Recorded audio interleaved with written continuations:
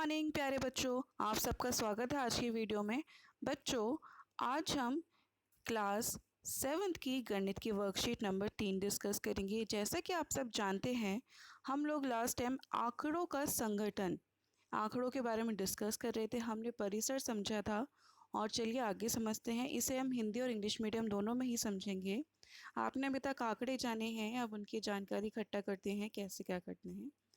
तो दोस्तों, जो 7वीं क्लास की कक्षा अध्यापिका हैं, वो जानना चाहती कि उनकी कक्षा में कितने विद्यार्थी व्हाट्सएप ग्रुप पर अपने वर्कशीट्स को हल करके भेज रहे हैं। इसके लिए उन्होंने सप्ताह के हर दिन के कार्य पत्र मतलब वर्कशीट भेजने वाले विद्यार्थियों की संख्या बनाई।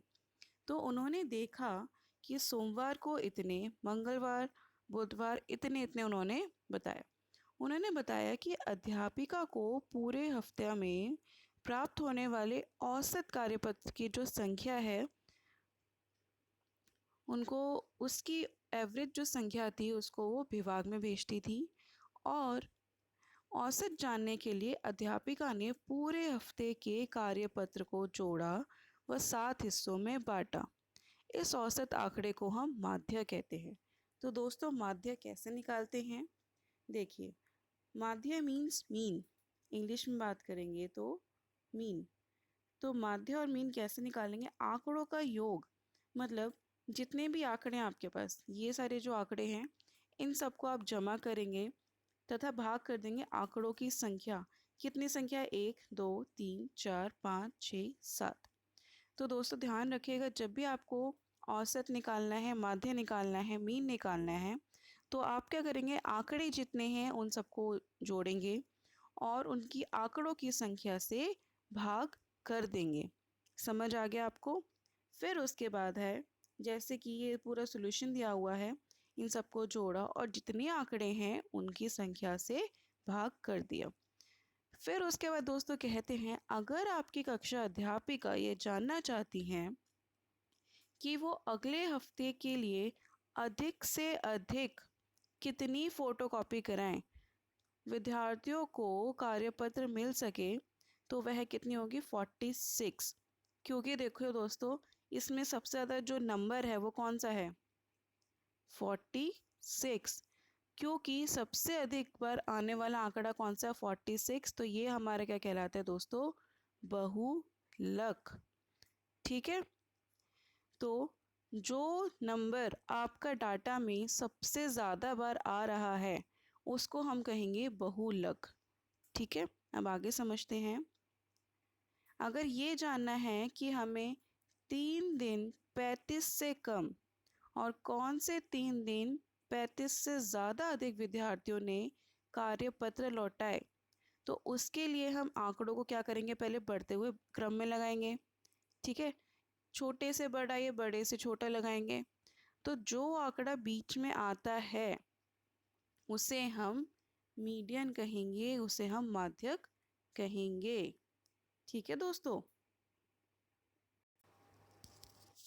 दोस्तों फिर से समझ लेते हैं। जैसे कि यहाँ पे आपको डाटा दिया गया है, आप उसको अरेंज कीजिए। सबसे पहले सबसे छोटा नंबर है 29, फिर है 32, 33, 35, 46 और 46। कितने हुए? 1 2 3 4 5,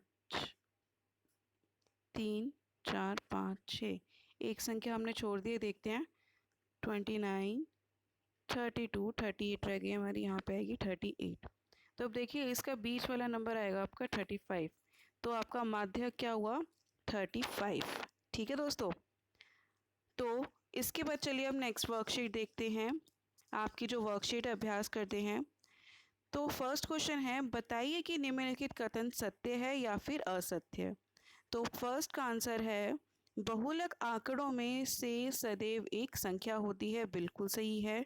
दूसरा है, माध्य दिए गए आंकड़ों में से एक संख्या होती है। गलत, क्योंकि माध्य हम क्या करते हैं? आंकड़ों को जोड़ते हैं फिर निकालते हैं। तो मतलब तो जो आपको आंकड़े दिए गए हैं उसमें से एक संख्या नहीं होती है। और माध्यक आंकड़ों में सदैव एक संख्या होती है, ये सही है। फिर उसके बाद दूसरा क्वेश्चन है, कक्षा में एक मूल्यांक में प्राप्त किए गए निम्नलिखित अंकों को सारणीबद्ध रूप में संगठित कीजिए। इसकी आपको सारणी बनानी है, फिर परिसर निकालना है और फिर मध्य, बहुलक और माध्यक निकालना है। तो चलिए दोस्तों इसका सॉल्यूशन देखते हैं कैसे ये सॉल्व होगा। देखिए दोस्तों, हमने यहाँ पे सारणी बना ली है। आपके पास नंबर्स थे। फ्रीक्वेंसी मीन्स वो नंबर कितने बार आए। जो नंबर 1 है वो 1 बार, 2 नंबर 2 बार, 3 नंबर 1 बार, 4 नंबर 3 बार, 5 नंबर 5 बार, 6 नंबर 4 बार। ये हमने सारणी बना ली है। फिर उसने आपको बोला रेंज निकालनी है, मतलब परिसर। तो ये आपका हो गया दोस्तों परिसर। परिसर हो गया हाईएस्ट, मतलब जो अधिकतम में से आपको सबसे जो कम वाला डाटा है वो माइनस कर देंगे। तो अधिकतम बार कौन सा नंबर है दोस्तों?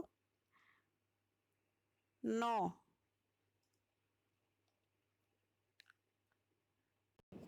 तो दोस्तों सबसे जो हाईएस्ट नंबर है वो कौन सा आपका? 9। और जो सबसे लोएस्ट नंबर है वो कौन सा आपका? 1। तो 9 में से 1 गया 8। ठीक है, ये हमने निकाला है यहाँ से परिसर मतलब रेंज। फिर उसके बाद है सेकंड क्वेश्चन का फर्स्ट पार्ट। हमें आपको निकालना था मध्य और माध्यक। तो ये हमारा हो गया माध्य। तो इसमें क्या है? सम ऑफ टोटल ऑब्जर्वेशन डिवाइड में नंबर ऑफ ऑब्जर्वेशन मीन्स आंकड़ों की कुल संख्या भाग में आंकड़े कितने हैं। आंकड़ों की कुल संख्या, इन सबको जमा करोगे तो कितना आएगा? 20। और आंकड़े कितने आपके पास? टोटल 9। तो अगर भाग करोगे तो आंसर आ जाएगा आपका। फिर उसके बाद है आपका मीडियन मीन्स माध्यक। माध्यक मतलब जो आपका नंबर बिल्कुल मिडल में है, मध्य में है, वो कौन सा है? 5।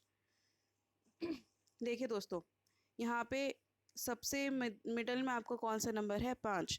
तो आपका माध्यक क्या होगा? माध्यक है आपका 5। फिर उसके बाद आपको निकालना है मोड, बहुलक। तो बहुलक कैसे निकालेंगे?